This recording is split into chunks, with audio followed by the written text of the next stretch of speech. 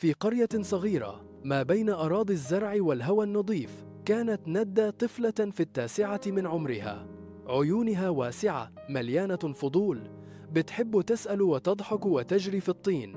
وكانت دايما تسأل أمها: ليه البنات مش بيجروا زيي؟ تضحك أمها وتقول: لأنهم كبروا يا ندى، وكل بنت بيجي وقت تبقى ست محترمة.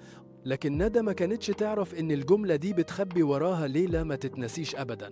جت ليلى وأمها دخلت أوضتها بهدوء، وشها كان مش طبيعي. حضنتها وقالت: بكرة يا ندى هنروح مشوار بسيط، تبقي زي البنات كلها وتبقي طاهرة ونظيفة.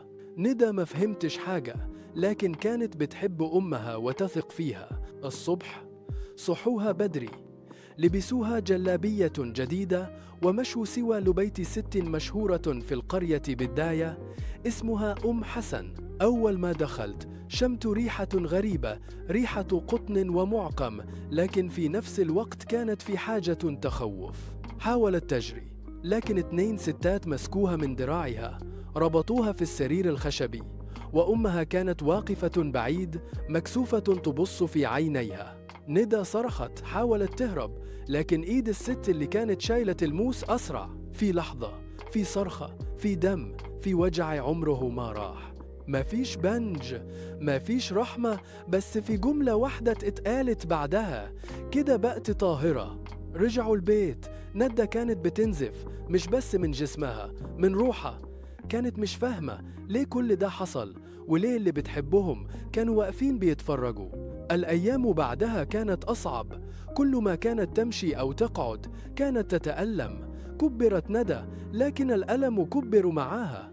لما دخلت الجامعة بدأت تفهم. فهمت إن اللي حصلها اسمه ختان، وإنه مالوش علاقة بالدين ولا الطهارة، وإنه جريمة بكل المعاني. فهمت إن جسمها اتشو، وإن اللي عملوه فيها ما كانش رحمة، كان جهل. حاولت تتكلم، الناس سكتوها. حاولت تصرخ، اتقال لها: احنا كلنا تعمل فينا كده، متكبريش الموضوع. لكن ندى ما سكتتش، قررت تكون صوت بدل الصمت اللي جرحها. بدأت تكتب، تحكي، تواجه.